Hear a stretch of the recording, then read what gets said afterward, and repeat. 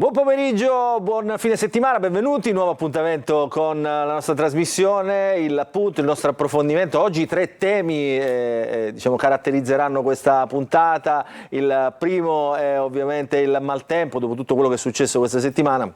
Soprattutto danni, alluvioni, catastrofi per alcune zone della zona ionica catanese, quindi racconteremo e cercheremo di spiegare, quindi andremo oltre la cronaca, cercheremo di spiegare cosa sta succedendo sui nostri territori, in questo caso specifico proprio tra Giarre e Riposto. Racconteremo ovviamente, faremo un seguito di quello che è successo la scorsa settimana qui è venuto Carlo Auteri, quindi la vicenda Auteri-Lavardera, oggi ci sarà Ismaele Lavardera, deputato regionale del gruppo misto, colui che ha subito le minacce da Auteri, ma cercheremo anche di capire cosa sta accadendo dal punto di vista dei contributi e dell'Arso, questi contributi a pioggia alle associazioni dello spettacolo. E poi abbiamo il piacere di avere qui Sebastiano Ardita, procuratore aggiunto del Tribunale di Catania, oggi in veste di scrittore per presentare il suo nuovo romanzo, il primo romanzo. Poi lo chiederemo a lui, insomma, anche la cronologia di tutti i suoi libri, perché è uno scrittore anche abbastanza seguito. Sarà anche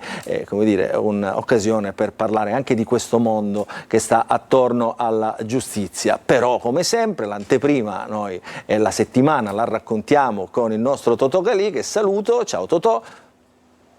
Buongiorno a tutti. Sempre Buongiorno. Più elegante, e questo mi fa piacere, devo dire, questo mi fa piacere.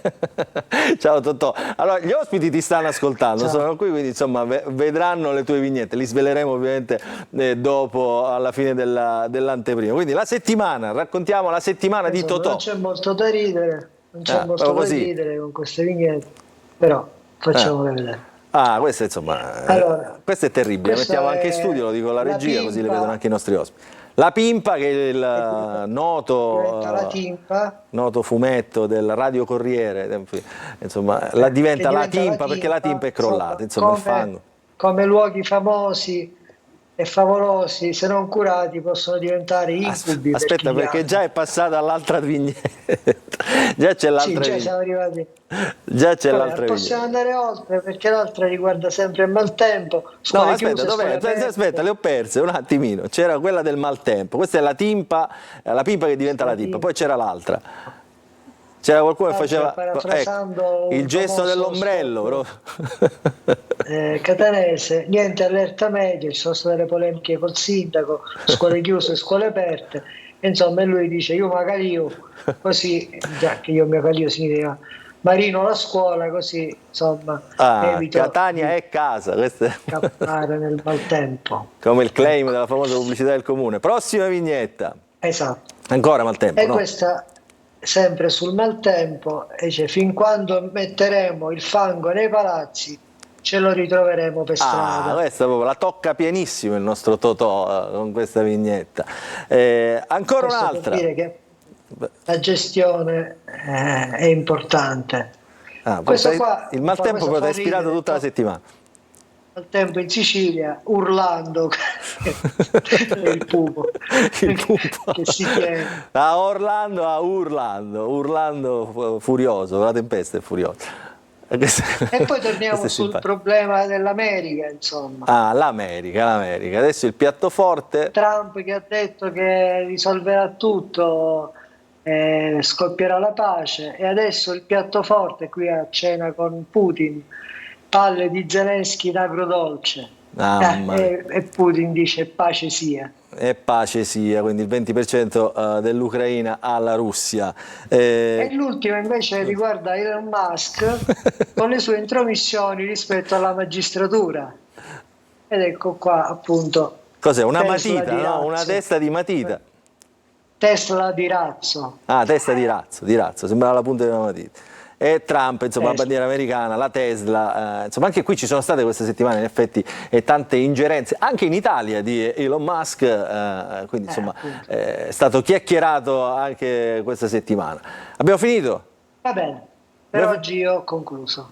A voi la linea studio. Grazie Totò. Allora ci vediamo la prossima settimana. Grazie per le vignette. Ovviamente Totò fa sempre sorridere, le sue vignette sarcastiche. Sigla e poi in studio Sebastiano Ardita e il suo nuovo libro Il coraggio del mondo.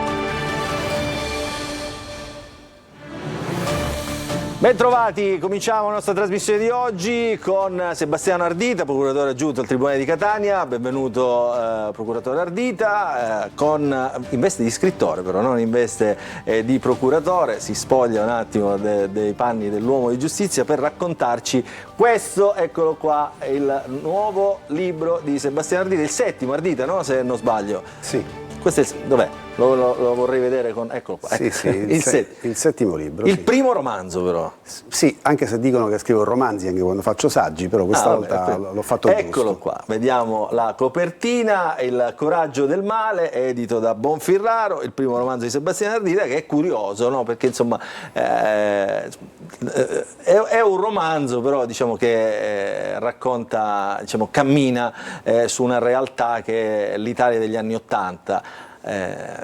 Con tre personaggi, una donna e due uomini. Ardita, che romanzo è questo? Ma chiaramente poi la trama sarà di chi lo avrà letto, ma c'è un dato di fondo: questi personaggi sono stati collocati in un momento storico molto particolare, che è il momento delle grandi lotte, del terrorismo, le lotte sociali, perché caratterizzano in qualche modo i comportamenti degli individui. Per una volta tanto, attraverso un racconto, ho voluto esternare quelli che sono alcuni principi generali che riguardano l'impegno delle persone, nelle società, nelle istituzioni, ma li ho voluti caratterizzare dal punto di vista personale, cioè con un'analisi delle figure dal punto di vista psicologico, cosa passa nella testa di una persona che vuole contestare una situazione nella quale trova delle ingiustizie, uno Stato che ritiene essere tale da privare le persone della libertà di espressione, in questo caso la protagonista femminile, ma poi si spinge fino ai limiti del terrorismo, dell'eversione. È un tema che può essere anche per certi versi anche di attualità, ecco, anche se oggi per fortuna non viviamo il precipitare degli eventi come avvenne negli anni '80. E poi dall'altra parte l'uomo dello Stato che ha un suo bagaglio di valori, di cultura, e in una storia d'amore impossibile, fatta di tradimenti, di rincorse, di atti compiuti con impeto, ma dei quali poi ci si pente con altrettanta virulenza. C'è un inseguirsi di figure che riecheggiano un movimento storico, un movimento tipico dell'animo umano, che è quello appunto della coscienza, la coscienza che ci porta a volte verso il bene, a volte verso il male, quando crediamo di fare il bene, perché il confine netto fra queste due realtà in realtà non esiste. Questo è quello che ho cercato di spiegare in un racconto che comunque ha anche una sua trama, ma soprattutto ha una caratterizzazione psicologica. Quello che conta è capire cosa fa scattare nelle persone le scelte. Il male che seduce in qualche modo sempre, no? Il male che ha sempre sedotto. Sempre sedotto, perché il male tutte le epoche. Certo, perché il male è anche rottura di un equilibrio di normalità. La normalità è nel bene. Chi vive una situazione di disagio crede a volte che il male possa essere una rottura di questa normalità, ma poi ecco, è la coscienza a fare il tutto, ma a volte è proprio l'esperienza stessa della vita. Noi facciamo delle scelte sia nel bene che nel male, che sono il frutto del portato della nostra esperienza. Siamo segnati psicologicamente da eventi che ci capitano, a volte ricordiamo fatti dell'infanzia oppure esperienze negative.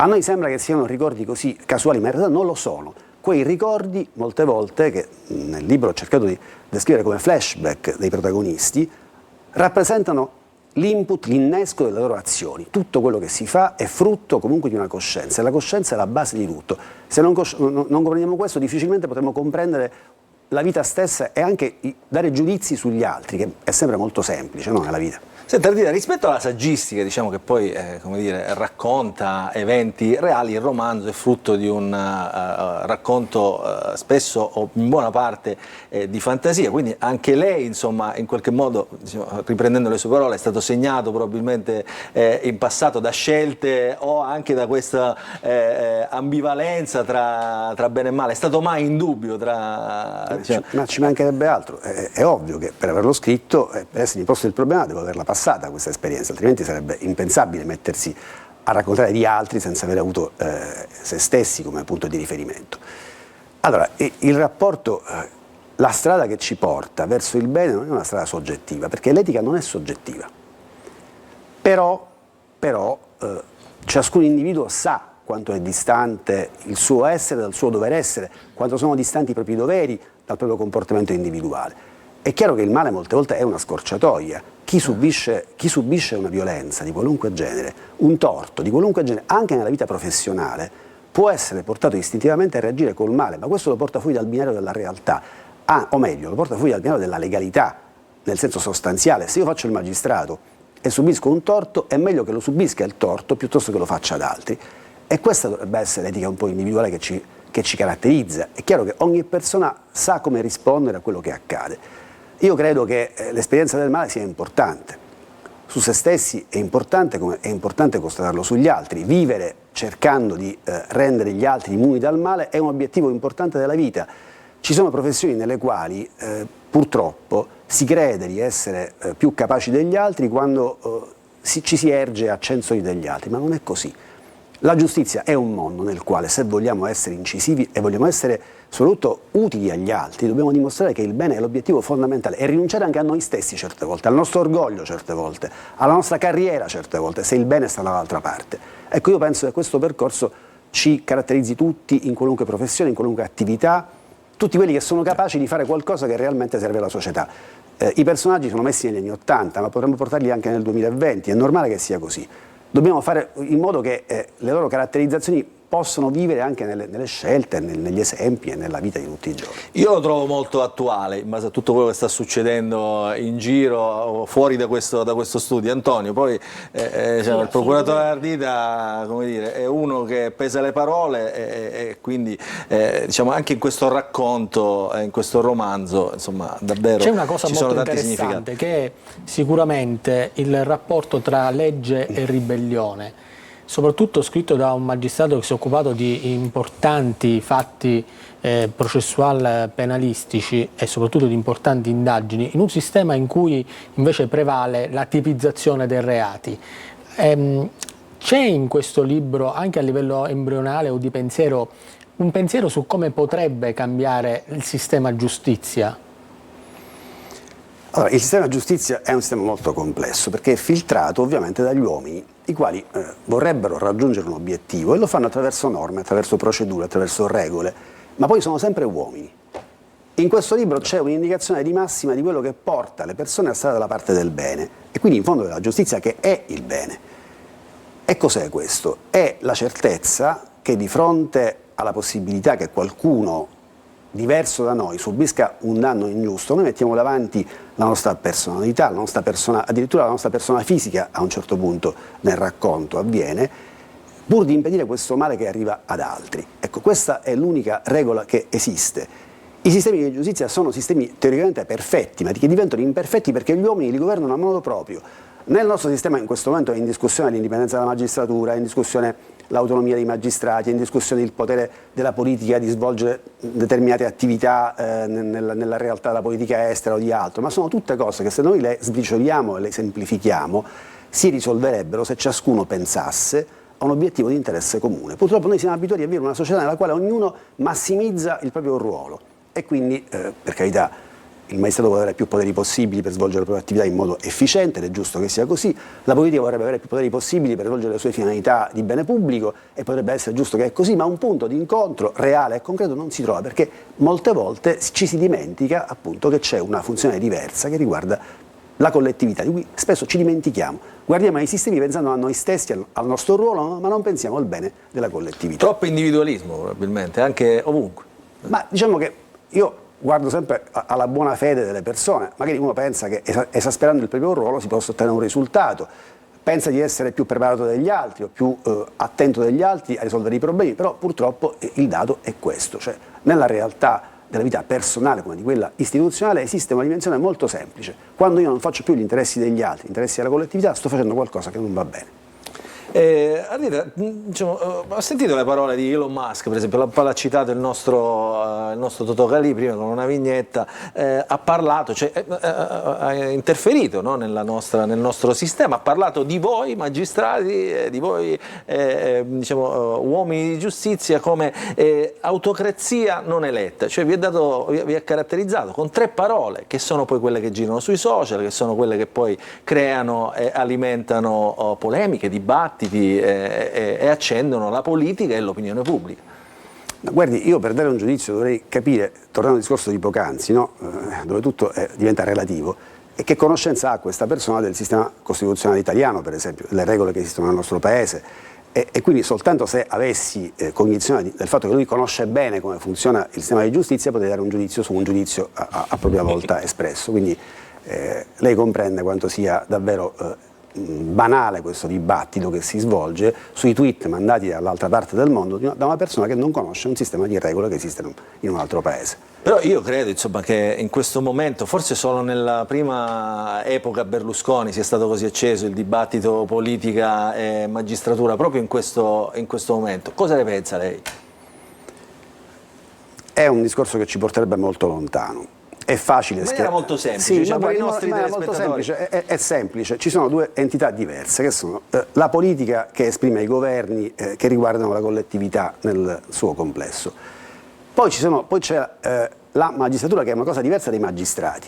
I magistrati singoli che operano svolgendo la propria attività e vorrebbero svolgere solo quella nel modo più corretto possibile, e poi c'è la magistratura, cioè l'espressione di autogoverno, che è un po' una sorta di politica che esprime un altro potere che, se interviene nel caso concreto, determina un certo squilibrio, comunque un equilibrio di tipo diverso, quindi può incidere anche nelle dinamiche politiche. Ecco, questi due poteri che rappresentano il potere della politica, che rappresenta i governi, che è espressa nei governi, e il potere dell'autogoverno, che è espressa nelle correnti della magistratura, hanno i loro torti, hanno le loro colpe. Quindi semplificare tutto questo è molto difficile per i cittadini. Posso solo dire che i magistrati singoli, cioè coloro i quali operano, i 9.000 operatori della giustizia, molte volte sono fuori da qualunque dinamica e subiscono questo intervento a corrente alternata dei poteri interni all'autogoverno, a gamba tesa dei governi nella loro attività. È una realtà molto complessa e questa complessità ha fatto sì che queste realtà continuassero purtroppo a svolgersi in modo deteriore. Io lo dico per i nostri telespettatori, il procuratore Arditi è stato a capo del Dipartimento dell'amministrazione penitenziaria, quindi conosce bene il sistema amministrazione penitenziaria, è stato togato al CSM, quindi conosce anche il sistema del Consiglio Superiore della Magistratura, che sono due temi, diciamo, che in questo momento sono davvero al centro del dibattito. Antonio, prego. Le correnti all'interno della magistratura sono un elemento di criticità o un elemento o un punto di forza? Sono state un punto di forza, perché negli anni 50, per esempio, negli anni 60, quando ancora non c'era il Consiglio Superiore, negli anni 50, nei primi anni dell'autogoverno, quando era difficile rimettere mano a uno Stato di diritto in cui la giustizia avesse anche il compito di difendere i più deboli, le correnti hanno avuto un compito importante, hanno fatto sì che il potere non diventasse un luogo nel quale tutti partecipavano, anche i magistrati, i quali si adeguavano ovviamente alle indicazioni che arrivavano dagli esecutivi. Quindi negli anni hanno fatto una battaglia molto importante e molto rilevante, hanno creato le condizioni perché i magistrati avessero un ruolo effettivamente indipendente come la Costituzione ha descritto. Quando questo potere interno si è fortificato, è diventato capace di incidere anche su altri poteri, ovviamente tutto questo è cambiato, perché ci si è persi nella determinazione degli obiettivi da raggiungere ed è diventato l'unica ragione per esistere quella di riprodursi come gruppi divisi per aree dentro la magistratura, riprodursi, e per riprodursi occorreva ovviamente svolgere un'attività di clientelismo da un lato, di difesa degli amici, di offesa per i nemici o gli avversari, e dunque un meccanismo che replica gli stessi difetti della politica, perché noi in fondo di cosa parliamo? Giustizia e politica sono fatte da uomini, gli uomini crescono nella società, non è che una società può creare degli ottimi magistrati e dei pessimi politici, è normale che ogni categoria poi ha un suo modo di essere. I magistrati, in quanto vincitori di un concorso difficile, selezionati e abituati nelle aule di giustizia a rispettare le regole, sono come individui più attenti alle regole. I magistrati svolgono le funzioni. Il loro autogoverno è espressione di una realtà politica, nella quale purtroppo vigono a volte le stesse regole che vigono nella politica, perché sono attratti, come i quali devono svolgere un ruolo, dagli stessi obiettivi, che sono obiettivi di rappresentanza di altri. Quindi questo è il punto. È difficilissimo da spiegare ai cittadini, ma è una realtà. In mezzo ci stanno i magistrati, come in mezzo ci stanno i cittadini, quando i governi non funzionano o non rappresentano bene gli interessi di base. Qual è la soluzione? Ce ne sono poche. Ognuno ha la sua, immagino. Sì, ma io ho pensato che il sorteggio potesse essere una soluzione, per esempio, nel passato. Poi, devo dire che la verità, mi rendo conto che anche questo ha i suoi limiti, ma potrebbe essere una soluzione. La soluzione non è la separazione delle carriere, non è. Perché no? Questo è quello perché che dice il Ministro in questo momento. No, ma la separazione delle carriere... Allora, se il problema è il fatto che c'è una dimensione nella quale si ritiene che non c'è un rapporto sufficientemente di vita istituzionale normale dentro i pubblici ministeri rispetto alle altre realtà istituzionali, ecco, se il problema sono i pubblici ministeri, se tu li separi dai giudici puoi solo peggiorare le cose, perché diventeranno ancora più espressione di una realtà investigativa pura, lontano dalla cultura del diritto e della giurisdizione. È un'operazione pericolosa questa, è più pericolosa della sottoposizione all'esecutivo, è peggio un pubblico ministero che sia totalmente autoreferente rispetto a uno che sia espressione di un controllo politico, perché nel controllo politico c'è il dibattito parlamentare, c'è un controllo esterno, sanno i cittadini di chi è la responsabilità. Se invece c'è un potere interno che li governa, che è irraggiungibile, che ha la copertura della Costituzione, diventa difficile comprendere quali sono le logiche di questo potere. Quindi io sono contrario assolutamente alla separazione delle carriere, preferisco una carriera unica nella quale i giudici svolgono anche una funzione in qualche misura di contemperamento, di partecipazione anche ai pubblici ministeri della realtà piena della giurisdizione. Senta, dire, poi ci sono problemi che poggiano sulla realtà dei cittadini, no? Giustizia lenta, processi molto spesso troppo lunghi, molti vanno in prescrizione e il problema delle carceri. Io torno al libro, se no poi le dico Ardita è andato là a parlare di politica, torniamo al libro. Uno dei protagonisti è un agente di custodia, certo. Anche il problema delle carceri ovviamente è un problema serio che questo Paese prima o poi dovrà affrontare. Il vero problema della prevalenza delle ragioni dei magistrati su quella dei politici sta nel fatto che gli errori purtroppo partono al 90% dalla politica.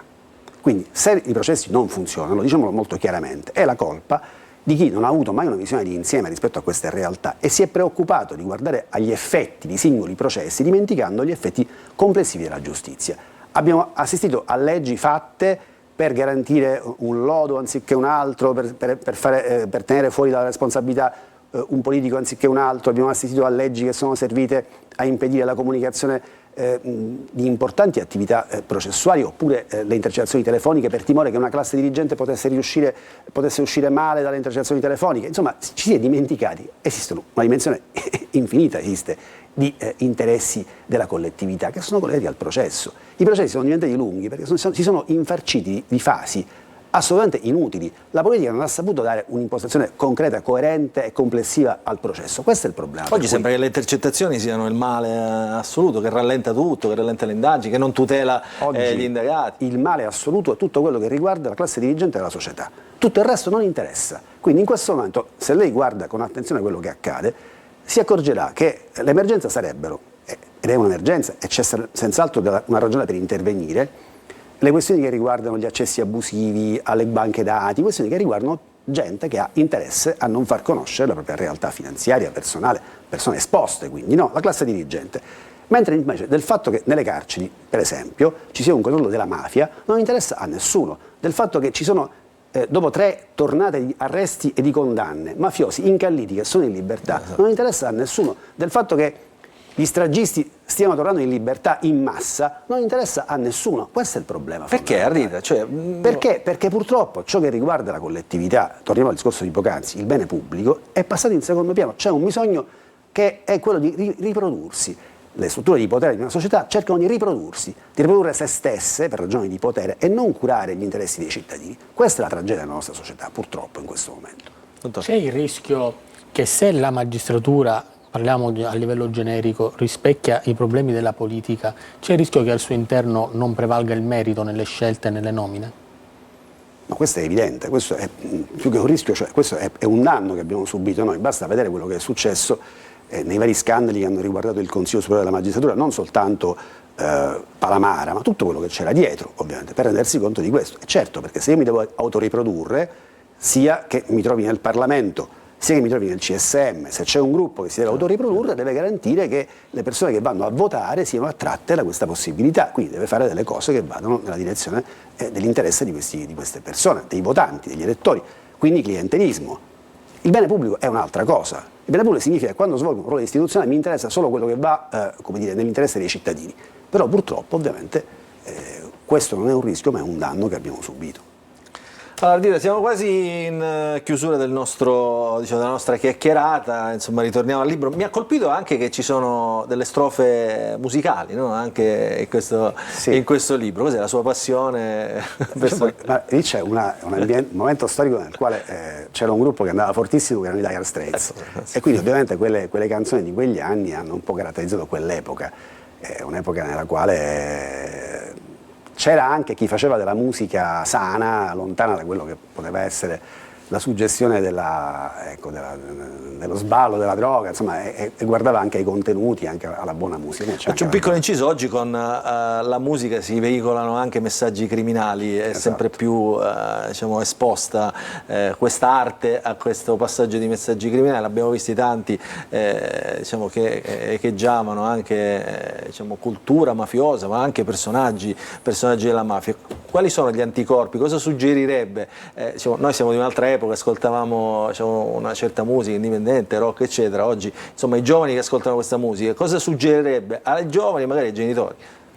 Ma io non penso che si possa suggerire cosa ascoltare, cosa leggere, cosa credere, perché spiegarli però sì. Sì, spiegarlo sì, ma ci porterebbe molto lontano questo discorso, perché la musica comunque è arte, e l'arte cerca di polarizzare l'attenzione su qualcosa, su quello che viene ritenuto il bello, comunque ciò che è di interesse.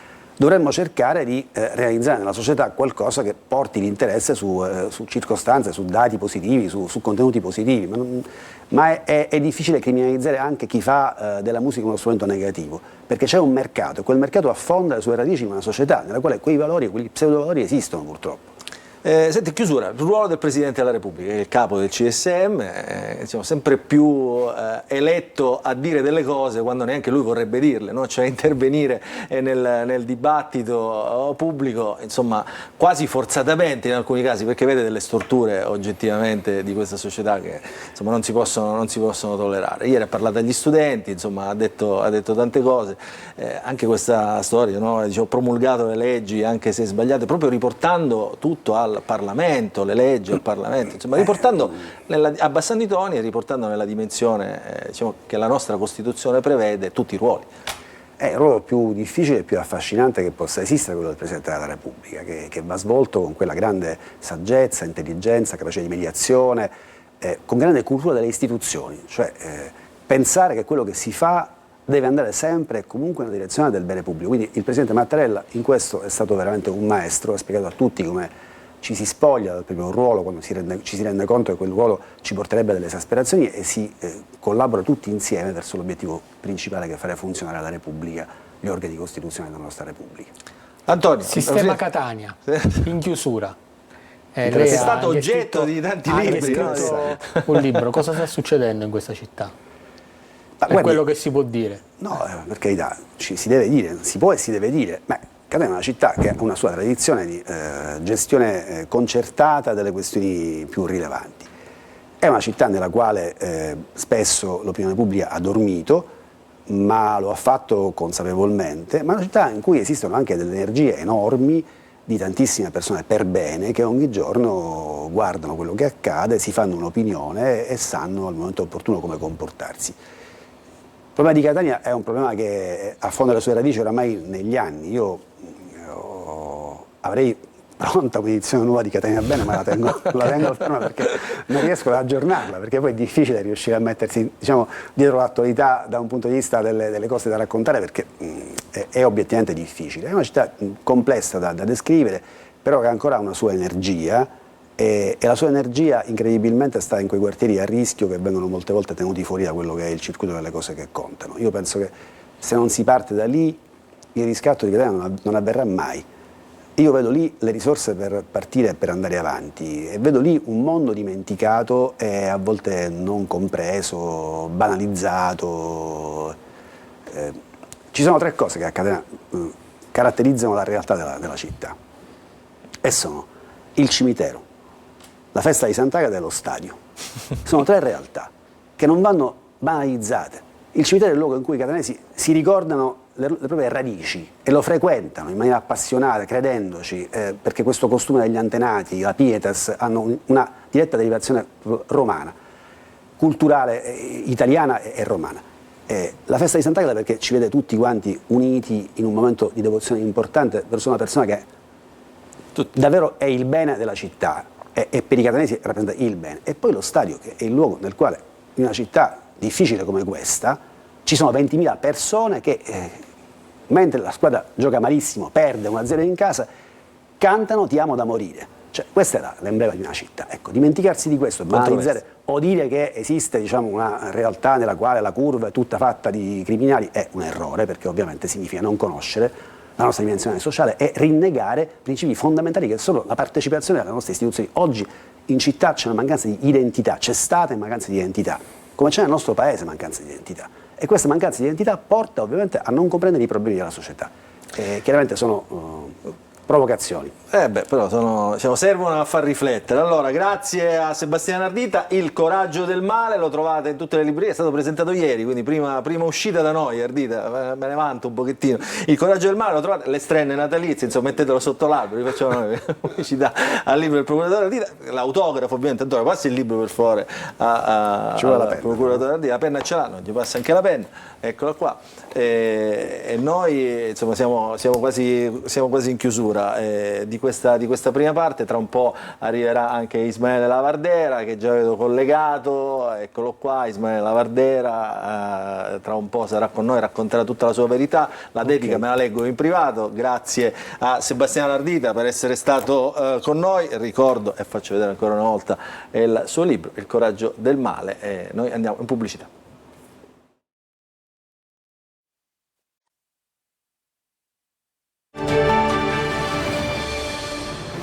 Rientriamo in diretta in studio, siamo rimasti qui Antonio Condorelli perché in collegamento c'è il deputato regionale del gruppo misto Ismaele Lavardera. Buon pomeriggio Lavardera, protagonista. Buon pomeriggio a voi.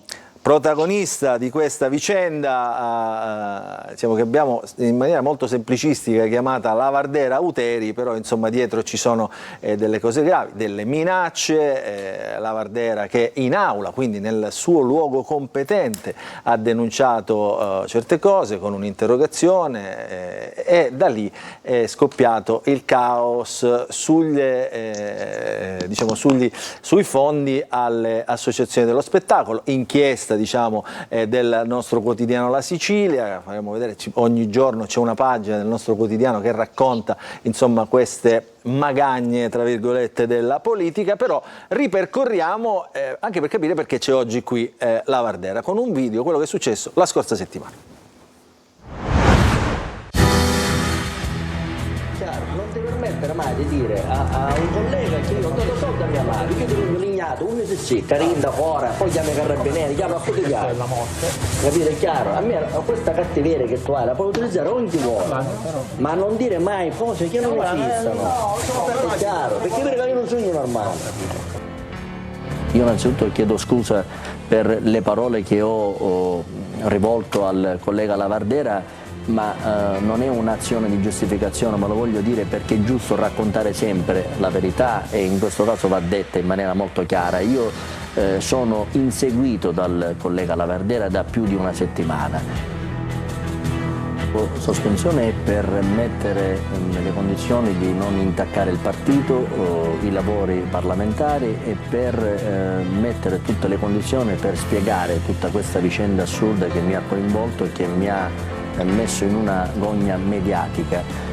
L'ho fatto con un grande senso di responsabilità, l'ho fatto con un grande senso di rispetto che ho nei confronti del mio partito, del mio capogruppo, l'onorevole Assenza, e per cercare di mettere fuori il partito da vicende che in questo caso qualcuno ha cercato di mettere anche i miei familiari nel mezzo. Onorevole Lavardera, vediamo, la metto vicino al microfono perché insomma siamo nelle condizioni. Mi sente, onorevole Lavardera? Mentre io posso dimostrare che lui mi ha minacciato, lui non può dimostrare il contrario. Lui sta distogliendo l'attenzione a delle minacce gravissime e dovrebbe non autosospendersi, dimettersi dal Parlamento. In una terra normale, un soggetto che parla così dovrebbe lasciare il Parlamento più antico del mondo e ha vilipeso l'immagine di un intero Parlamento. Ti chiedo scusa se ti ha turbato questa cosa o tu possa avere paura nel venire al Parlamento. Stai sereno perché non c'è questo pericolo. E questo è quello che è successo la settimana scorsa. Lavardera, insomma, devo dire, ovviamente fanno ancora effetto quelle minacce, parole fortissime, diciamo, del quale Auteri si è fatto carico, però poi si è giustificato, diciamo, durante la trasmissione. Intanto la notizia di oggi è che Auteri è stato messo fuori dal gruppo di Fratelli d'Italia, quindi insomma un altro passo in più rispetto alla sua richiesta. Lei è stato categorico, dovrebbe dimettersi proprio dal ruolo di deputato e lasciare il Parlamento. Lo ricordo ai nostri telespettatori, quelle minacce del quale è stato protagonista l'onorevole Lavardera, che è con noi, sono avvenute all'interno di un palazzo delle istituzioni, quindi l'Assemblea regionale siciliana. Dicevo, è stato messo fuori dal gruppo di Fratelli d'Italia. Da domani, insomma da lunedì, Auteri sarà al gruppo misto proprio insieme a lei, no, onorevole Lavardera, e questo poi, diciamo, la parte più assurda di questa vicenda. Ma sì, è veramente tragicomico quello che accadrà e quello che sta accadendo. Guardi, dottor Ciliberti, io non ho chiesto le dimissioni di Auteri perché, come dire, le ho chieste io in quanto Ismaele Lavardera.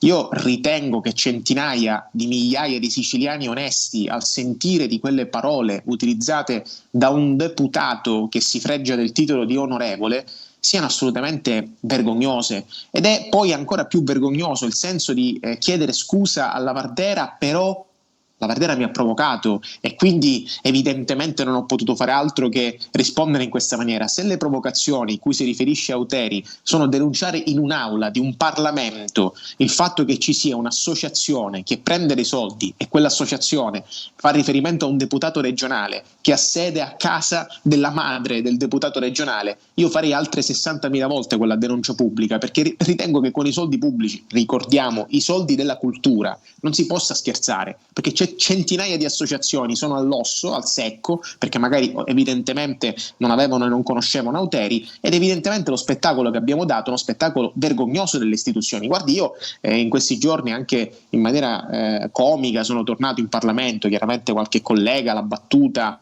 ma quindi ci dobbiamo preoccupare che ci registra la mattina alla sera. Io voglio tranquillizzare tutti i colleghi del Parlamento siciliano. Lavardera non è che va in giro con il registratore, Lavardera nel momento in cui dentro l'aula si vede sbeffeggiato da un collega e quasi le manda a dire quel collega e dice occhio che dopo te faccio vedere io, guardi, come io ho voluto tutelare me stesso perché vedevo Auteri bello carico, onde evitare che domani potesse raccontare una verità, diciamo, parziale. Grazie a Dio ci sono quell'audio che si commenta da solo, e il fatto che oggi Auteri possa passare al gruppo misto è veramente vergognoso, perché non è Lavardera che gli chiede le dimissioni, sono i siciliani per bene che chiedono ad Auteri di fare un passo indietro.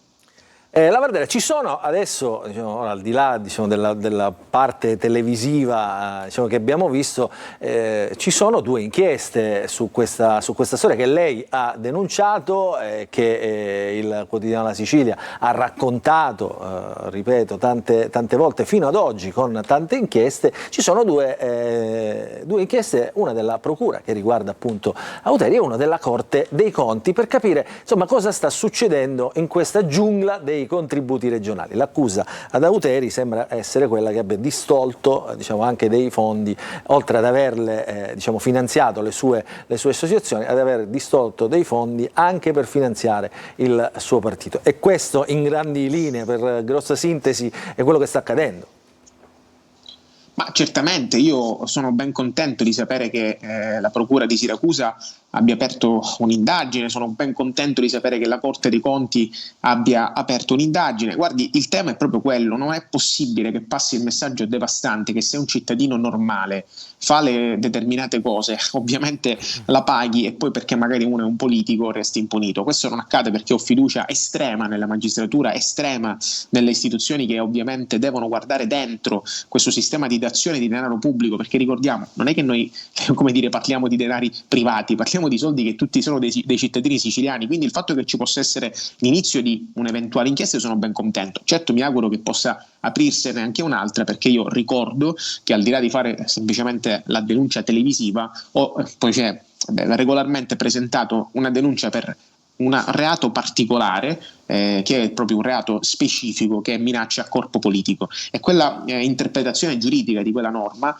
addirittura va al di là del corpo politico inteso come una istituzione. All'interno del corpo politico ne fanno parte anche gli esponenti di quel corpo politico, e quindi nell'esercizio delle mie funzioni da deputato io mi sono sentito minacciato, perché la minaccia non è stata abbiamo litigato per un fatto privato. Tu, siccome hai scoperchiato la pentola e hai parlato del fatto che ho dato i soldi alla madre, tu non devi toccare mia madre, perché altrimenti se lo fai ti butto dal secondo piano. Ricorda a chi non è mai venuto al Parlamento che il piano parlamentare si trova un piano rialzato ed eravamo proprio davanti a una balconata, e quindi evidentemente la minaccia era bella circoscritta. Ma se qualcuno pensa che questo tipo di minacce o qualsiasi voglia di voler tirare fuori chissà quale scheda in armato, perché le dico di più, dottor Ciliberti, le do una notizia qui agli amici che ci stanno seguendo: ci sono delle riunioni, delle sedute spiritiche, come le chiamava il buon Catero De Luca, cercando in qualche maniera di primo punto all'ordine del giorno trovare scheletri nell'armadio di Lavardera. Cioè stanno cercando di fare di tutto, ma che possiamo provare, perché l'obiettivo principale è quello di screditare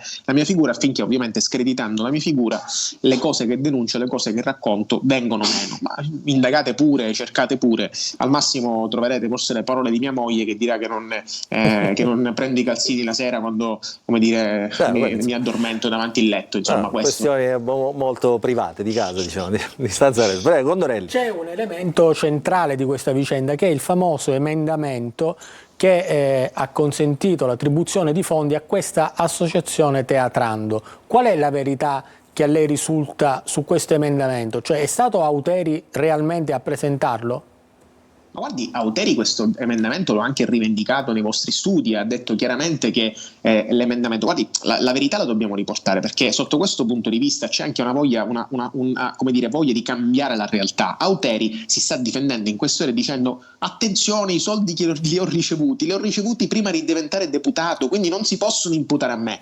Vero, una parte di quei soldi sono stati dati alle associazioni prima che lui fosse deputato, ma quello che io ho, diciamo tra virgolette, come dire, denunciato è che l'emendamento di 100.000 euro è stato dato all'associazione della madre mentre il deputato Auteri presenta quell'emendamento. C'è la denuncia, è circoscritta, è inutile che lui la vuole buttare in caciara dicendo sono soldi che ho ricevuto prima di essere deputato. No, tu quell'emendamento l'hai presentato all'interno di un maxi emendamento che confluisce in tutti gli emendamenti, e quell'emendamento evidentemente sapevi che andasse a finire indirettamente alle casse di associazioni che fanno riferimento a te. E questa è la cosa grave. Io tremerei quasi a pensare di dover dare dei soldi a un'associazione in cui ci sono miei familiari, perché lo riterrei dal punto di vista dell'opportunità, della morale. Io poi ci saranno i magistrati a dire se questi sono reati, se evidentemente ci saranno eventuali profili di illecità, ma qua parliamo della questione etica e morale, che in questo paese, sentivo bene poco fa il dottor Ardita, è diventato quasi al quarto livello. Cioè il fatto che ci possono essere dei soggetti che fanno politiche e che fanno cose di questo tipo ormai non ci stupisce più, perché funziona così. Io l'ha detto anche lui, no? Lavardera, l'ha detto anche Auteri, cioè, fanno tutti così, insomma. Ma fanno tutti così? No, grazie a Dio, con tutto il rispetto, dottor Ciliberti, fanno tutti così? Un par di cavoli, mi permetto di dire, perché fanno tutti così? No. Per quanto mi riguarda, come dire, io rivendico con grande orgoglio gli emendamenti, insomma, che ho presentato. E guardi, io sono anche d'accordo, ho incontrato in settimana anche il presidente Galbagno, che ho apprezzato, diciamo, l'uscita, no?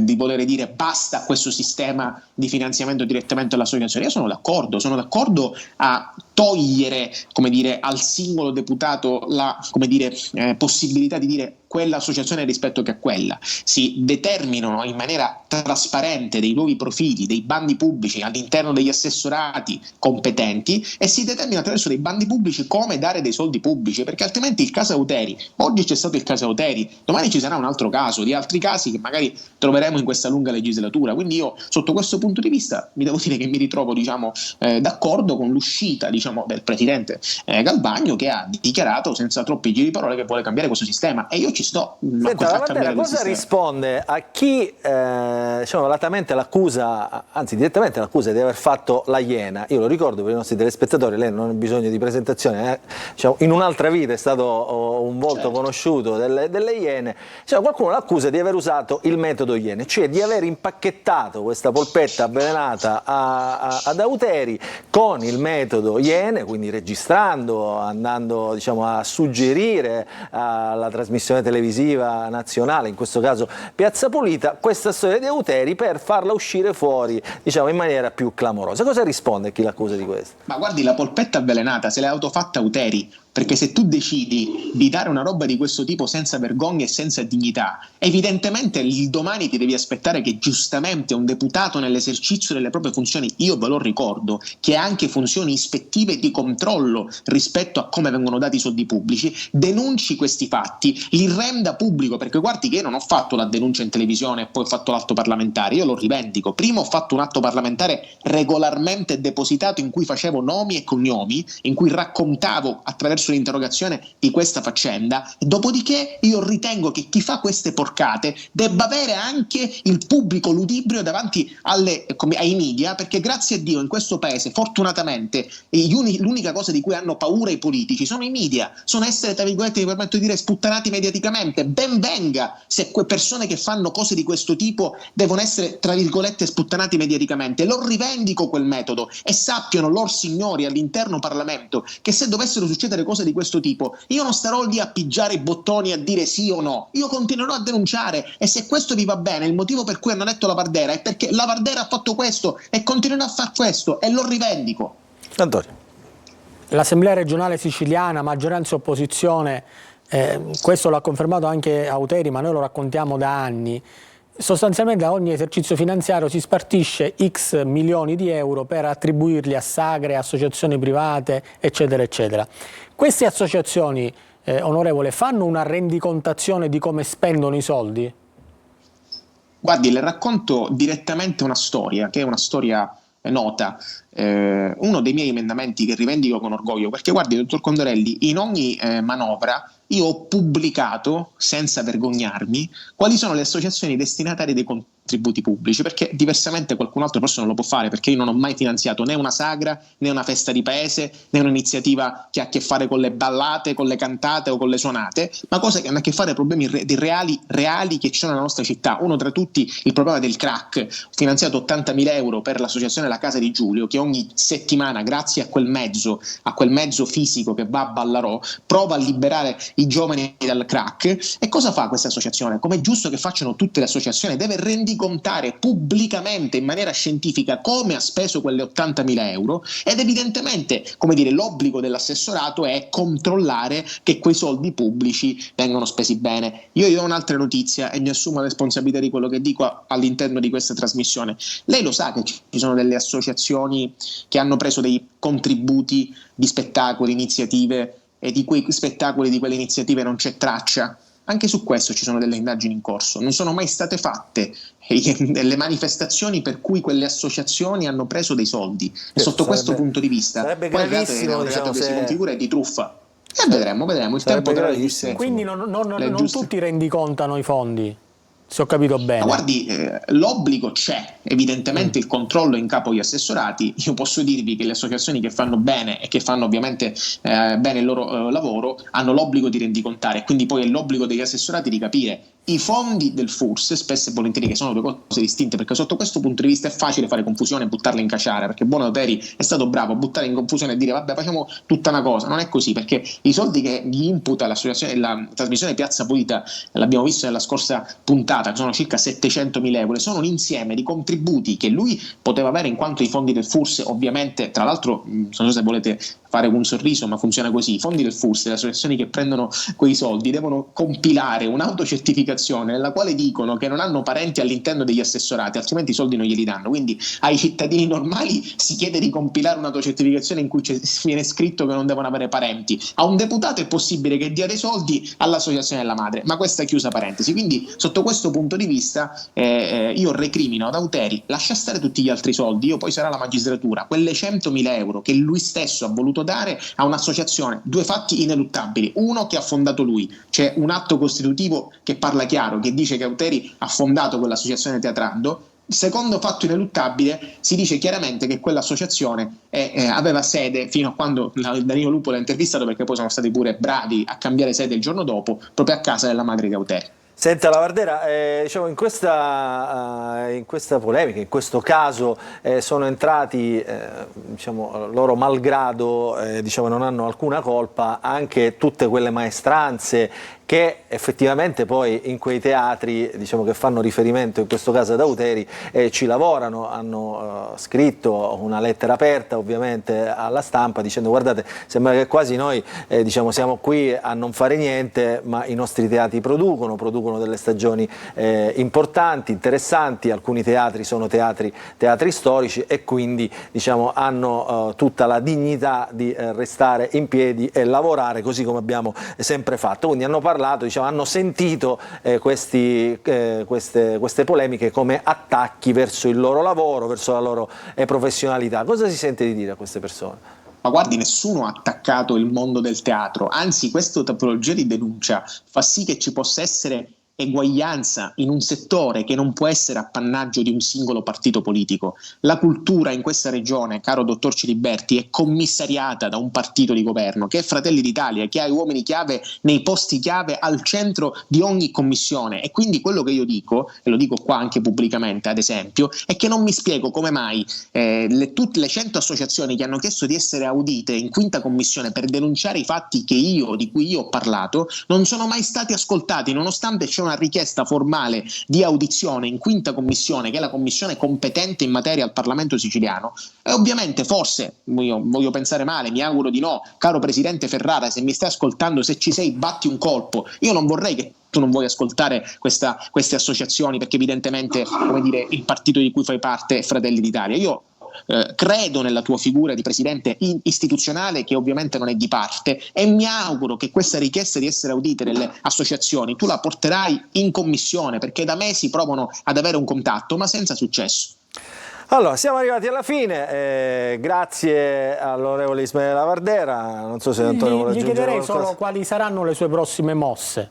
Intanto leggersi tutti gli emendamenti del prossimo bilancio. Ma certamente faccio una battuta, mi permetterete, chiederò quantomeno al presidente dell'Arse, ma questo l'ho già chiesto, che non mi metta nella stessa stanza con Auteri, perché sarebbe veramente ridicolo, no? Nel senso che nella divisione delle stanze, quantomeno che non mi si permette di averlo di fronte. A parte la battuta, ovviamente continuerò in questa finanziaria che stiamo per approvare a controllare, a vedere, a raccontare, a denunciare. Per carità di Dio, io non voglio dire che tutti quanti, perché anche fatemi lanciare una lancia in favore di tanti colleghi deputati che fanno iniziative fondamentali anche di maggioranza, e quando la politica vuole riesce a partorire dei capolavori, come ad esempio è stata la legge contro il crack, che è stata finanziata anche dal presidente Schifani con ben 11 milioni di euro per 3 anni, e quindi quando la politica vuole fare cose belle questo può accadere, però spesso e volentieri dobbiamo seguire quel modello ed evitare che ci possano essere case Auteri che ovviamente prendono, insomma, soldi, realtà che magari non lo meriterebbero di fare. Quindi in quel Parlamento ci sono anche colleghi bravissimi, preparatissimi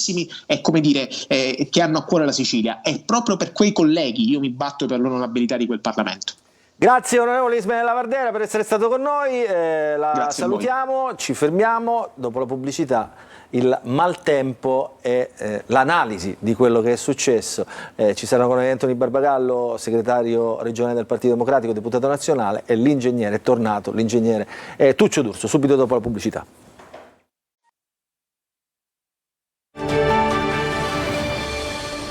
Rientriamo in diretta, apriamo una nuova pagina della nostra trasmissione, ci occupiamo di maltempo. Intanto do il benvenuto a Anthony Barbagallo, onorevole deputato alla Camera per il Partito Democratico e segretario del Partito Democratico in Sicilia. Saluto anche, salve Barbagallo, ce l'abbiamo in collegamento, è ritornato con noi per dare un parere tecnico rispetto a quello che è successo questa settimana, l'ingegnere Tuccio D'Urso, che è un esperto di sistemi idrogeologico. Non faccia quella faccia, D'Urso, lei lo sa, insomma, glielo dicono tutti, poi c'è qualcuno che magari non lo ammette, però insomma,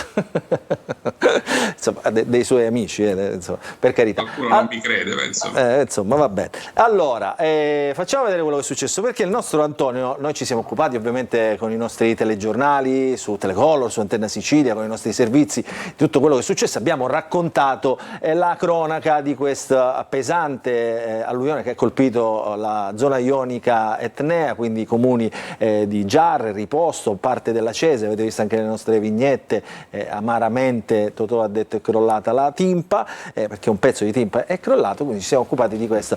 Antonio Condorelli con la sua telecamerina è andato in giro a cercare di capire di più che cosa è successo in quelle zone, e questo è quello che ha portato qui oggi al Punto.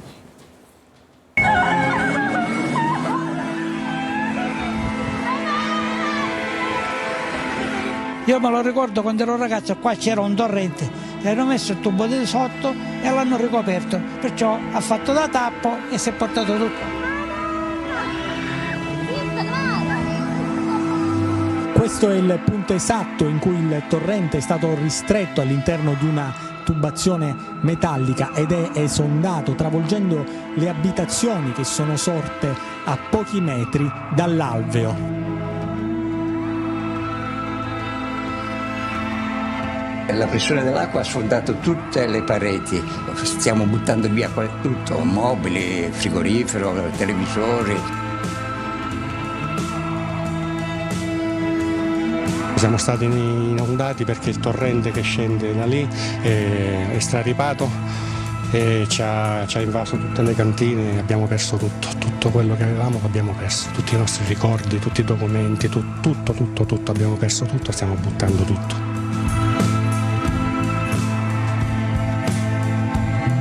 Il torrente è stato tombato da molti anni, questa è la quarta volta che succede questo, tutti i nostri torrenti o quelli che lo erano, perché bene o male sono diventati strati, sono stati tombati come questo, non hanno più il tirante idraulico naturale. Dei torrenti che originariamente raccoglievano queste acque avevano la larghezza necessaria per raccoglierle, e oggi abbiamo visto ci sono delle strade in alcuni casi.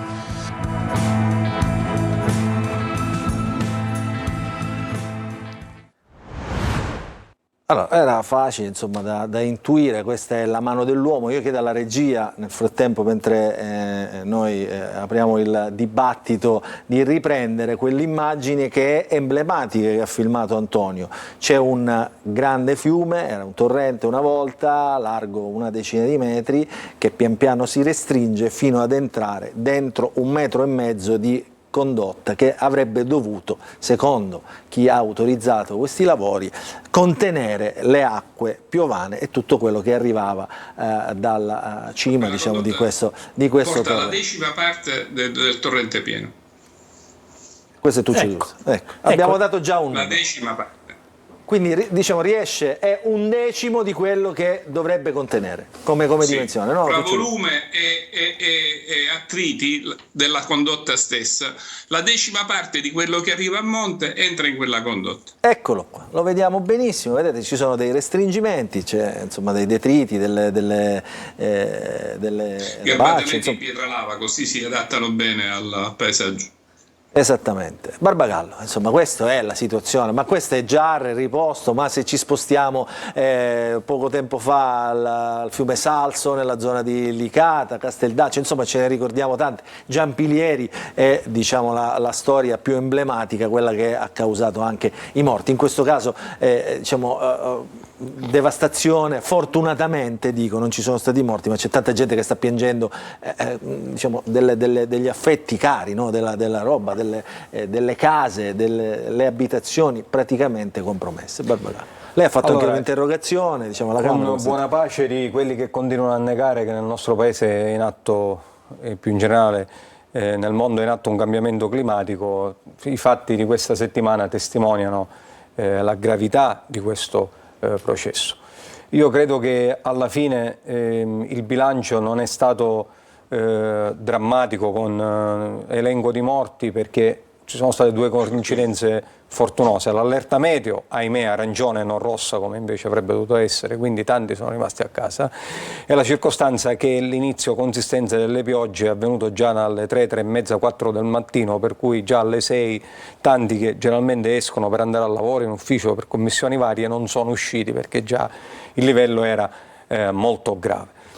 Io credo che prima di approfondire il mare magnum delle cause degli errori dell'uomo, che certamente in questi come in altri casi ci sono, il compito della politica, perché io non ho fatto studi scientifici, qua abbiamo poi l'ingegnere Tuccio D'Urso che è uno dei maggiori esperti, però io credo che oggi il compito della politica è quello che bisogna fare presto. Cioè, noi ieri siamo stati sui luoghi a testimoniare la solidarietà, la vicinanza e anche il ringraziamento, perché c'è un lento ritorno alla normalità grazie ai Vigili del Fuoco, alla Protezione Civile, ai tanti volontari. Io ieri ho visto veramente scene di solidarietà straordinaria. È chiaro che però oggi la politica deve fare presto, perché c'è un tema che riguarda non soltanto la rimozione dei detriti, che ancora non è ultimata e serve rimuoverli presto, ma soprattutto tutta la partita dei ristori alle imprese, alle famiglie. Barbara, se ne interrompo. Oggi in un servizio nostro che abbiamo mandato su Telecolor, il nostro Tonino De Mana, che è andato anche lui oggi sul posto, ha visto una cosa assurda, cioè si liberano le strade gettando quei detriti dentro quel torrente, quel badduni, come lo chiamano, ma infatti rimettendoli là dentro. Cioè, oggi serve un'attenzione, una concentrazione particolare per garantire queste 3 fasi. Prima fase, assistenza alla popolazione e censimento dei danni, che ancora è in alto mare il censimento dei danni.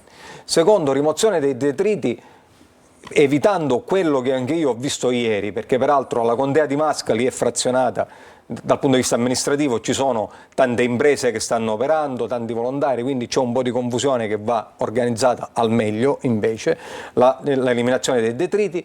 E siccome le piogge non sono finite, c'è il tema della messa in sicurezza del territorio, che per quello che abbiamo visto è particolarmente complicato. Ora, io credo che la politica deve spingere tutta e di tutti i colori politici verso la risoluzione veloce di queste 3 fasi, che in altre ipotesi come questa, ad esempio quella che ha colpito lo Stromboli a Ginostra qualche settimana fa, ancora è in alto mare per quanto riguarda la messa in sicurezza del territorio. Quindi serve fare presto e serve organizzare un lavoro che vale anche per quanto riguarda la copertura, perché io non lo so se sono 10, 15, 20 milioni di euro di danni alle strade, alle abitazioni. Ci sono abitazioni, ad esempio, che non lo so se ancora potranno stare là, c'è il tema dell'inagibilità, ci sono famiglie che sono state evacuate, quindi tutta questa organizzazione in Sicilia noi non abbiamo grandi esempi, a partire dal terremoto di Santo Stefano, dove ancora per eventi calamitosi di questo stesso territorio, per non andare lontano, dove ancora ci sono pratiche ferme, gente che non ha preso i soldi, quindi io sono preoccupato e il compito oggi della politica è di spingere e spingere tutti verso la stessa direzione. Concludo. Per quanto riguarda poi il tema degli errori dal punto di vista tecnico, gli errori dell'uomo, io credo che bisogna distinguere un panorama oggi di errori che ci sono stati. Alcuni errori fatti dal privato, perché abbiamo visto non soltanto a Gerre Riposto, in tante parti della Sicilia e d'Italia il malvezzo di fare questi garage a 3-4 metri sottoterra con scivole che superano il 60 il 70% per uscire, per recuperare spazio, alcune di queste abitate, quindi questa è una prima questione. La seconda questione è quello degli studi idrogeologici, dei pareri. Cioè noi abbiamo avuto per 40 anni la stessa legge urbanistica, non si è mai toccata in Sicilia, del 78. Io credo che un approfondimento su alcuni studi. Questo era un fiume, no? Cioè, nel senso, questo è il punto dove è stato Condorelli io ieri. Questo è il torrente. Cioè, questo in origine era un torrente. Allora, proprio lì sotto scorrono questi tubi d'acciaio. Questo è il torrente Babbo, si chiama tecnicamente. Questo torrente Babbo è stato tombato ed è stato intubato a monte, quindi a valle, quando c'è una forte pioggia, ed è la 4ª volta che accade dal 95, la 4ª volta, non la prima, questo torrente esonda e travolge tutto. Ma c'è una situazione ancora più grave che ho toccato con mano con la Protezione Civile a Riposto, ed è la situazione che si trova a valle di quello che era il torrente, si chiama Iungo. Questo torrente Iungo dovete sapere che è stato sotterrato, e allora dopo che questo torrente è stato sotterrato, quindi è stato dichiarato scomparso, sono state realizzate delle strade e ci sono delle opere di costruzione e anche di speculazione edilizia in corso, dove stanno utilizzando quello che era il letto del torrente come strada per accesso a nuove costruzioni. Non sono costruzioni degli anni 50-60, in questo momento vendono villette sul torrente Iungo. Questa cosa l'abbiamo vista con la Protezione Civile, e c'era 1 metro di detriti che lambisce queste nuove villette in costruzione, che sono anche costosissime, proprio lì dove il torrente era sparito. Dovete sapere che questo torrente ha devastato un terreno per ritrovare il suo corso. Ma posso chiedervi, ve lo chiedo a Barbagallo, a Tuccio D'Urso, ma chi è che concede queste autorizzazioni a costruire? Io l'ho chiesto al sindaco. Come funziona? L'ho chiesto al sindaco a Davide Vasta, lui non è riuscito a rispondere, ovviamente non sono cose di sua competenza, però quello che lui mi ha detto dice che evidentemente... Ecco, guarda, queste sono le immagini che ha registrato oggi c'è il timore che... L'organismo pubblico che deve... No, scusate se mi...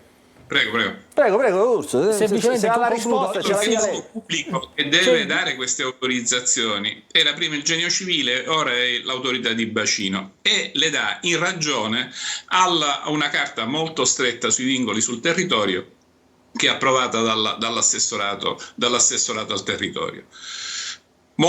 Alcune di queste costruzioni sono abusive. Condorelli ricordava ad esempio tutto l'abusivismo sulla foce del Simento, che è tutto in zone di allagamento e quindi di esondazione, ed è ovviamente pieno di villette.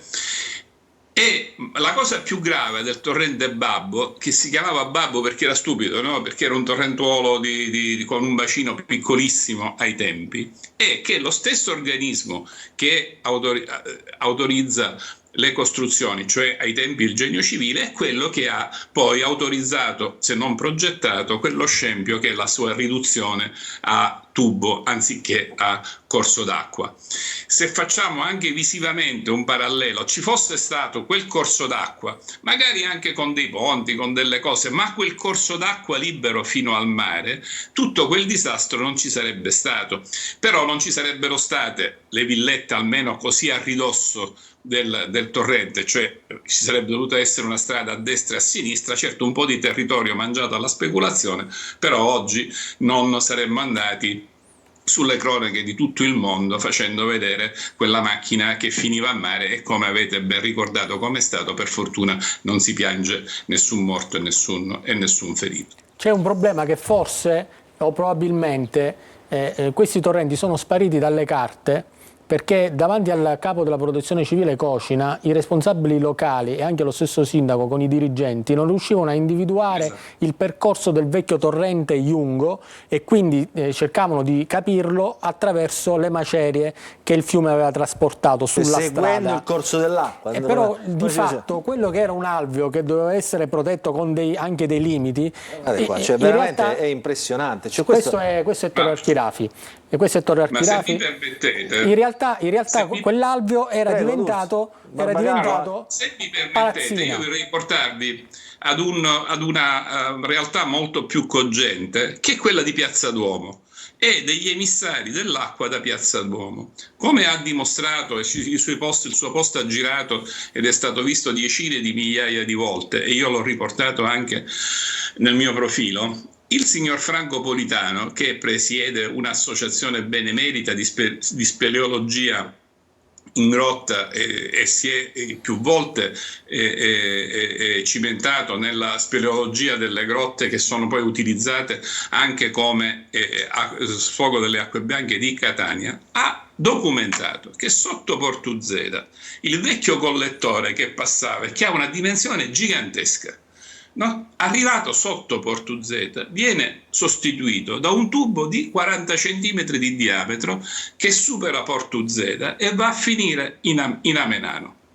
Io ho, nella mia modestia, dimostrato sotto gli occhi di tutti che la larghezza dell'Amenano a Piazza Duomo, sotto la fontana di Piazza Duomo, è esattamente il doppio della larghezza dell'Amenano dentro la Villa Pacini. E devo dire che lì l'abbiamo messo in luce, l'ho fatto mettere in luce io, perché quando era ancora più stretto. Che cosa vuol dire? Che è esattamente quello che è successo a Giarre, che l'acqua che scende da Via Etnea non può assolutamente defluire per arrivare alla darsena del porto, che è la darsena dei traghetti. Tra l'altro sono distanze minime, molto più piccole di quelle che abbiamo visto a Giarre, le possiamo contare in qualche centinaio di metri. E che se si utilizzasse un minimo di raziocinio, ovviamente è importante parlare dei massimi sistemi, del cambiamento climatico, di quello che vogliamo, ma se si adottasse un minimo di raziocinio, a quantomeno i disastri su Piazza Duomo si ridurrebbero di entità con 2 interventi di allargamento del canale che passa sotto Portuzeda e dell'alveo del Lamenano, fino ad arrivare al porto, la cui darsena è assolutamente accogliente delle acque di pioggia. Per non parlare degli almeno 2 o 3 episodi che ho sempre e costantemente segnalato, in cui le fognature miste di Catania sono ostruite, piene di sabbia, l'acqua non defluisce, e poi grazie alla notizia che poi abbiamo... Guardi Urso, io su questa storia, insomma, di Catania, noi ci rendiamo tutti conto, diciamo, cosa succederebbe, diciamo, con che entità investirebbe questo, che effetto avrebbe proprio nella città questo tipo di fenomeno. È chiaro che qualcuno, insomma, deve reagire al di là, diciamo, dei singoli casi, che sia Catania, Riposto, Giarre o Licata nel caso del fiume Salso. Barbara, c'è da mettere ordine certamente a questa. Io credo che il tema oggi è mettere ordine, innanzitutto riconducendo tutto a unità. Oggi l'ente che è chiamato a esprimere il parere è il Genio Civile, che esprime un parere, famoso vecchio articolo 13 di fattibilità geomorfologica, e quelle sono le mappe a cui si fanno riferimento, e chi firma l'emissione del parere positivo si assume una responsabilità. Come si fa a non trovare nella carta il fiume? Non le avranno al comune, ma al Genio Civile ce l'hanno sicuro. È chiaro che poi, alla luce di quello che sta accadendo in questi anni, servono interventi straordinari sulla difesa del suolo. Guardate che commetteremmo oggi noi un peccato grave se archiviamo la vicenda come un fatto straordinario e non se ne parla più. Quindi da un lato c'è il fronte delle risorse per ristorare la popolazione che è stata colpita, ma dall'altro servono interventi straordinari per mettere in sicurezza territori come quelli di Riposto e Giarre, ce ne sono tanti in Sicilia, che rischiano con un numero elevato di precipitazioni. Purtroppo questa è una terra che negli anni non si è fatto in questa terra quello che si doveva fare. Le leggi di sanatoria hanno distrutto un ordine che era quello, diciamo, prima degli edifici prima della seconda guerra mondiale, quindi serve un'azione di difesa del suolo che si deve dare delle priorità.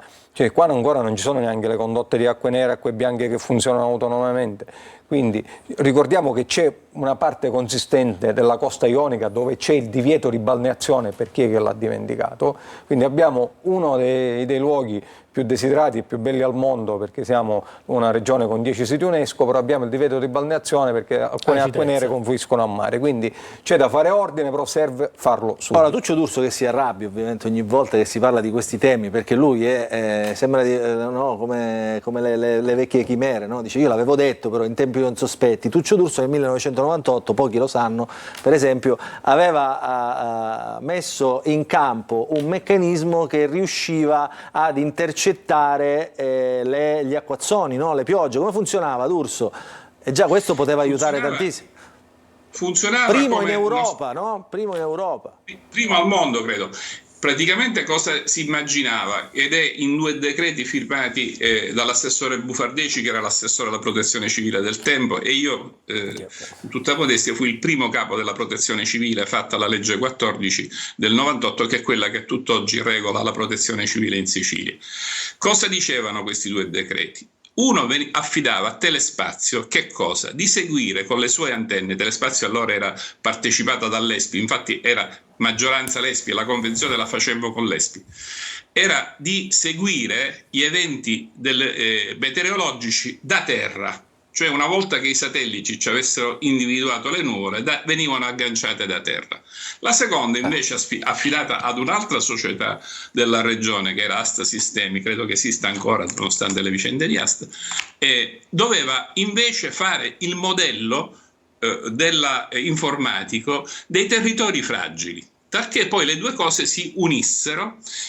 I radar ci dicevano quanta pioggia sarebbe caduta e dove, con qualche ora di anticipo. Il modello ci avrebbe detto quali effetti questa pioggia avrebbe avuto sul terreno, sulle aree fragili, talché con 1, 2, 3 ore di anticipo si potesse dare l'alert alle popolazioni. E se voi pensate che giorno fa la Protezione Civile Nazionale ha fatto la prima sperimentazione nazionale sull'alert alle popolazioni. Potete capire quanto 26 anni fa anticipassimo questa questione. E non ci piace, se non arriviamo in ritardo non siamo... Un mese fa non si è riuscito a dare l'alert, cioè a capire che le piogge sulle montagne di Valencia avrebbero invaso la città di Valencia. Questa è la Vietnam, lo dico. L'intuizione che avevo avuto, devo dire, scusatemi l'immodestia, che avevo avuto nel 1998. Questa è la c'è un esponente di quel partito in studio, dico, e mi piacerebbe parlarne male, però se volete sapere com'è finita ve la racconto. Senta ingegnere, una cosa vorrei dirle: le piogge che abbiamo avuto su Catania, che hanno scatenato l'ultimo allagamento della Via Etnea, se non sbaglio corrispondono alla metà o a un terzo di quelle che si sono abbattute sulla fascia ionica. Parliamo di circa 200 mm contro 500-600 mm in poche ore. Questa è di 3 anni fa, questa è la pescheria di 3 anni fa.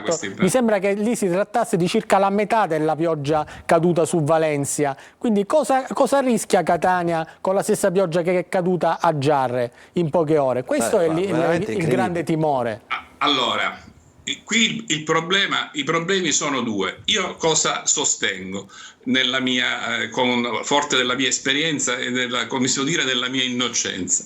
Che prima di tutto noi dobbiamo rendere perfettamente efficienti quello che abbiamo, perché andare ad ipotizzare che quello che abbiamo non serve a nulla, che le calamità sono gigantesche e che quindi è inutile che manutentiamo o efficientiamo quello che abbiamo, significa bestemmiare oppure non capire di quello di cui parliamo, perché noi abbiamo, nessuna città in Italia ha oltre 60 chilometri di canali di gronda come li ha Catania. Come il canale di Gronda, il collettore C, inizia al cimitero di Sant'Agata di lo sappiamo, diciamo, non sono collegati, cioè ci sono ma non sono... No, sono tutti perfettamente collegati e hanno uno sbocco a mare capace di fargli passare anche l'arca di Noè con tutto l'alluvione della Bibbia. Senta, invece mi sembra più interessante anche la questione che alla Regione ci sono i soldi per questi interventi, ma che i comuni singolarmente non riesce a sviluppare progetti. Questa questione. Oggi la Barbagallo, questo lo sa anche lei, insomma, e annuisce tristemente. Ottimo collega. Io partecipavo a questo bando, ma non sono stato ritenuto degno, ma non è questo il problema mio, figuriamoci. Il problema è che si affronti la questione sotto due grandi aspetti, scusatemi, così concludo. Uno, si manutenti tutto quello che abbiamo e si verifichino quelle situazioni come quella del torrente Babbo, che abbiamo visto. Secondo, e si rimuovano questi ostacoli e si faciliti l'utilizzo di quello che abbiamo. Secondo, si adotti una metodologia nuova, peraltro già sperimentata dall'Università di Catania e dall'Università di Messina per Giampilieri.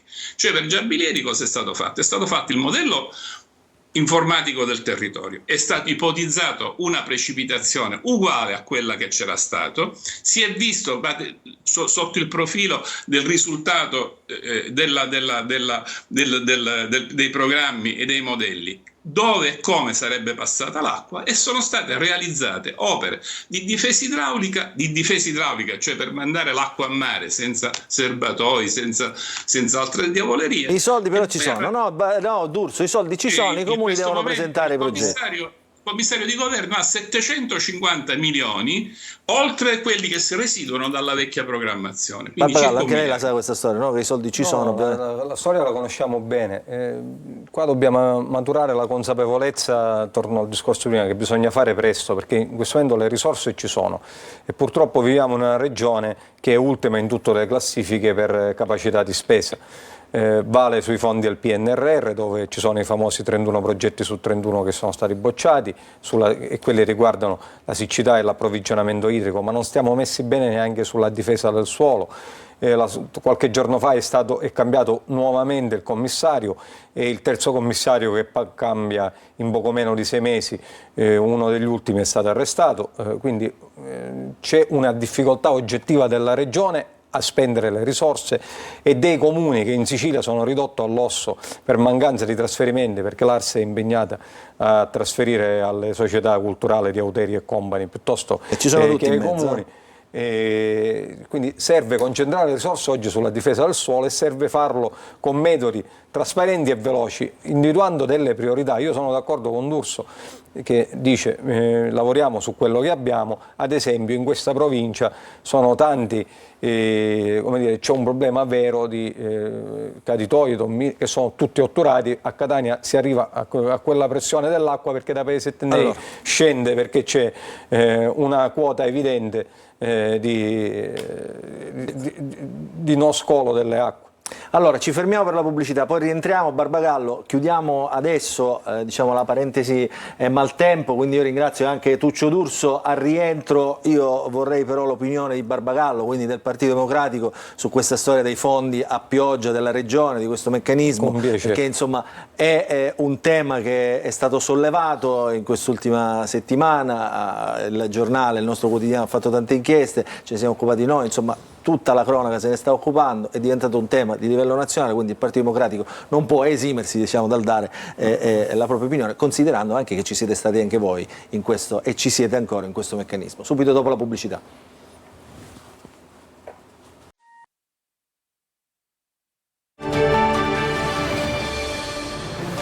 Entriamo in diretta per l'ultima parte della nostra trasmissione, lo avevo anticipato diciamo, prima di andare in pubblicità. È qui con noi il segretario regionale del Partito Democratico, deputato nazionale del PD Anthony Barbagallo, al quale chiedo, diciamo, a nome del suo partito che cosa sta succedendo con i fondi regionali siciliani. C'è stata una polemica, addirittura il presidente dell'ARS ha detto dobbiamo da ora in poi cambiare il meccanismo. Voi siete stati, siete ora opposizione, ma siete stati anche maggioranza. Il meccanismo mi sembra che negli anni non sia cambiato tanto. No, io non la penso così, Luca. Intanto, per fare ordine, io credo che vada riconosciuto a questo editore, al giornale, a questa trasmissione, la capacità di aver fatto chiarezza su questo fatto, no? Nel silenzio ancora oggi in Sicilia di tante testate che non parlano come se non fosse successo nulla dietro il caso Auteri. Io credo che vada riconosciuto anche la costanza, l'attenzione, la puntualità. Facciamo vedere, c'è una foto con tutte le inchieste del giornale. Non soltanto del giornale, ma anche le televisioni, con tanto di dovizie di particolari, compreso, non so se è vero, questo finanziamento poi di 20.000 euro al partito di Fratelli d'Italia Nazionale, sempre dallo stesso bacino. Non è vero che si è fatto sempre così, che c'è una quota che viene riservata ai parlamentari e alle forze parlamentari è notissimo. Ad esempio alla Camera lo scorso anno la quota che spettava al Partito Democratico l'abbiamo destinata tutta per intero alle iniziative per il contrasto alla violenza di genere e contro i femminicidi. Quella è stata una scelta. Il gruppo parlamentare NARS in questi anni li ha destinati sempre ai comuni, quindi c'è stata una scelta che ogni partito fa. Evidentemente Fratelli d'Italia e non solo hanno fatto questa scelta, quindi le precisazioni che fa il Presidente dell'Assemblea e altri esponenti autorevoli di tutte le forze politiche ci sembrano tardive. Io credo che dietro la vicenda Auteri c'è una spregiudicatezza, una spavalderia che ci preoccupa, lontano da ogni lontano richiamo all'interesse pubblico. Io credo che a prescindere dalle indagini che credo faranno il loro corso, noi non possiamo che esprimere il più assoluto disprezzo, disapprovazione. Quello che ci preoccupa è anche la superficialità con cui vengono sono gestiti. alcune pagine, le faccio vedere perché insomma i colleghi... La Sicilia ha fatto una pagina al giorno. Una pagina al giorno, i colleghi Mario Barresi e Luisa Sant'Angelo l'hanno veramente... così si fa il giornalismo su carta, diciamo, hanno sentito, diciamo, hanno percepito, hanno usato il tema e lo hanno come dire, cavalcato in qualche modo e quindi dando contezza ai lettori. In un tempo in cui non si naviga nell'oro, ci sono comuni che non riescono a chiudere il bilancio, c'è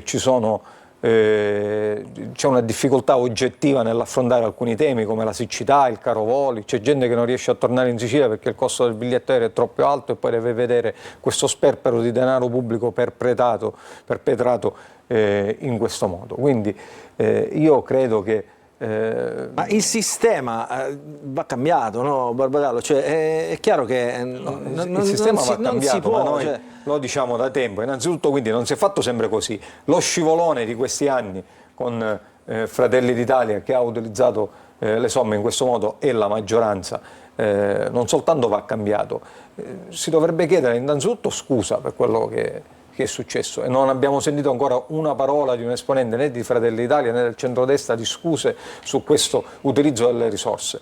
Le somme che ancora non sono state impegnate si dovrebbero bloccare, si dovrebbe dire intanto ci fermiamo. La cosa insopportabile, Luca, è che ci sono comuni che aspettano trasferimenti per la solidarietà sociale, per il bonus affitti, per il servizio scuolabus. Quelle somme ancora la Regione non le liquida, perché devono fare l'iscrizione del capitolo, il trasferimento delle risorse e poi il mandato di pagamento. Stranamente tutte le risorse relative a questi spettacoli, a questi contributi, con artisti pagati a 60, 70, 80 mila euro, venivano erogati subito, che è una vicenda veramente, è uno scandalo nello scandalo, e di cui ancora si parla poco, perché vogliamo vederci noi chiaro da questo punto di vista. Farete qualcosa come Partito Democratico? Sì, abbiamo già preparato gli esposti, li depositeremo sia alla Procura della Repubblica che alla Corte dei Conti, ma con questi dettagli anche sulla priorità dell'erogazione dei finanziamenti. Voi l'avete votato l'emendamento? L'emendamento del Partito Democratico, quando è arrivato l'emendamento del Partito Democratico si votava l'emendamento delle opposizioni ai miei tempi in aula, quindi c'era l'emendamento del pacchetto delle opposizioni che si votava quello, e poi c'era quello della maggioranza. E a proposito del si è fatto sempre così, io nella mia attività parlamentare abbiamo finanziato una iniziativa significativa del territorio, la riqualificazione del Grande Albergo dell'Etna, la riqualificazione degli impianti da sci, cioè cose che riguardavano il territorio, ma più comuni, più realtà, non il finanziamento. Ma riguardava però i teatri, diciamo, storici, anche noi, che fanno, non solo, ma i teatri, c'è il fondo unico per l'accesso allo spettacolo, e va finanziato quello. Quando io ero assessore regionale il fondo ammontava a 7 milioni e mezzo di euro, ed era il fondo a cui partecipavano tutti i teatri. Ora è ridotto a meno della metà di quegli anni. In fondo io l'ultimo anno d'assessore che ho fatto è il 2017, sono passati 7 anni e il fondo è dimezzato, e ci sono tutte queste scorciatoie che rompono gli equilibri e che poi hanno causato anche cioè quelle 101 associazioni che oggi si ritrovano senza risorse. Bene, abbiamo finito, come al solito abbiamo sforato, però insomma, qualche minuto chiediamo scusa ovviamente anche alla programmazione. Io saluto Antonio Condorelli, grazie per essere stato con noi Antonio come sempre, saluto Antonio Barbagallo, a voi, alla prossima. Nazionale del Partito Democratico, Tuccio D'Urso l'avevamo salutato prima, no? Ci resta che salutarci e darci appuntamento alla prossima settimana. Grazie, buon proseguimento e buon fine settimana a tutti.